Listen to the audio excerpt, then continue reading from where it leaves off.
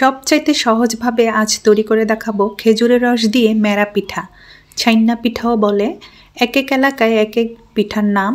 তো এটা বানাতে খুবই সহজ, আর এই পিঠাটা তৈরি করার পর গুড় দিয়ে খাওয়ারও কোনো ঝামেলা থাকে না। পিঠাটা রস দিয়ে বানানোর কারণে এটা মিষ্টি, আর ভিতরে নারকেল ব্যবহার করা হয়েছে। তো আমি কীভাবে বানিয়েছি, একদম সহজ রেসিপিটি বানাতে। খুব কম সময়ে পিঠাটি পারফেক্টভাবে হয়েছে। তো যা যা লাগবে, এখানে আমি চালের গুঁড়া নিয়েছি আর খেজুরের রস নিয়েছি। গরম করে একটু লাল কালার হওয়া পর্যন্ত অপেক্ষা করেছিলাম। লবণ আর নারকেল কোড়ানো নিয়েছি। খেজুরের রসটা আমি আগে থেকেই গরম করে মিষ্টি হওয়া পর্যন্ত এটা আমি রেখেছিলাম। আর এখানে আমি 1.5 কাপ নিয়েছি। আগেই বলে রাখি, আমি 2 লিটার কাঁচা রসকে জাল করে এখানে 1.5 কাপ করে রেখেছিলাম। একবার ফুটিয়ে নিলাম। আঁচটা লোতে রেখেছি। এখন দিয়ে দেব চালের গুঁড়া। একটু উঁচু করে 1 কাপ দিলাম। একটু নেড়ে দেখব মানে আর লাগবে কিনা, আর একটু দিতে হবে। আরও 1/2 কাপের চেয়ে কম দিলে টোটাল 1.5 কাপ হবে। তাহলে 1.5 কাপ আমি খেজুরের রসের মধ্যে 1.5 কাপ চালের গুঁড়া দিয়ে দিলাম। চালের গুঁড়ার পরিমাপ বুঝে লবণ দিয়ে দিলাম আমি 1 চা চামচ, পরিমাণ মতো দিয়েছি।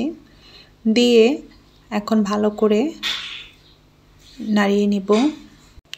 10 মিনিটের মতো অল্প আঁচে চুলাতে রেখে নামিয়ে ফেলছি।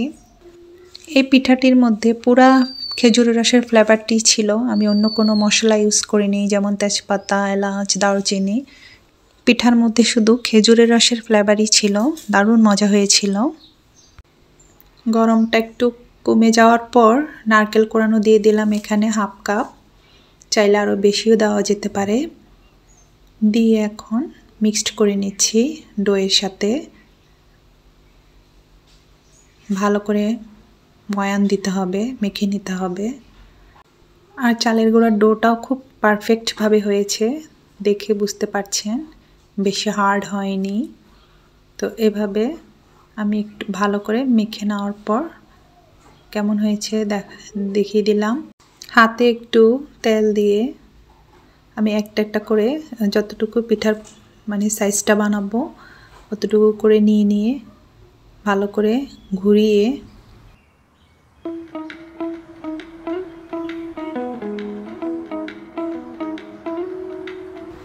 দুপাশে এরকম চোকা হবে।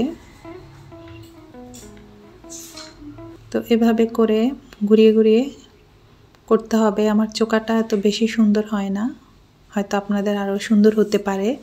তো এভাবে নিয়ে ঘুরিয়ে করে নিচ্ছি।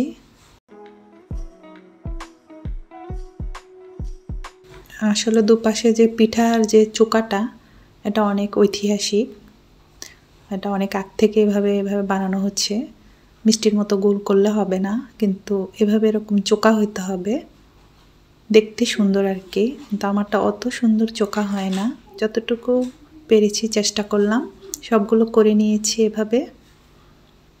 আরেকটা দেখিয়ে দিচ্ছি, মানে কিভাবে ধরে করতে হবে। যে এভাবে করে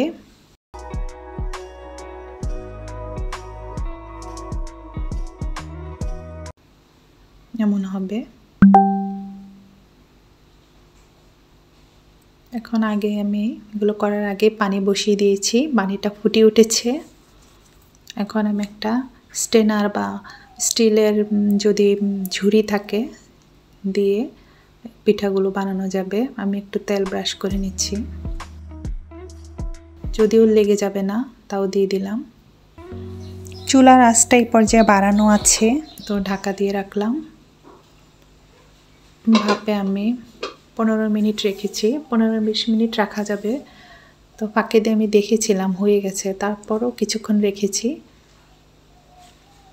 যদিও এটা সিদ্ধ হওয়া, ভিতরে কাঁচা থাকার কোনো চান্সই নেই। 15 মিনিট পর আমি নামিয়ে ফেললাম। খুব সুন্দর হয়েছে। ভেতরটা কেমন হয়েছে আমি দেখিয়ে দিচ্ছি। একদম পারফেক্ট হয়েছিল। আর এটা ঠান্ডা খেতেও ভালো লাগে, গরম খেতেও ভালো লাগে, খুব সফট হয়। আমি একটা কেটে দেখাচ্ছি যে কেমন হয়েছে ভিতরটা। গরম অবস্থায় খুব সফট থাকে আর খেতে অনেক মজা লাগে। আপনারা অবশ্যই এভাবে ট্রাই করবেন। ভিডিওটি যদি ভালো লাগে একটা লাইক দিয়ে চ্যানেলটি সাবস্ক্রাইব করে রাখবেন। আল্লাহ হাফেজ।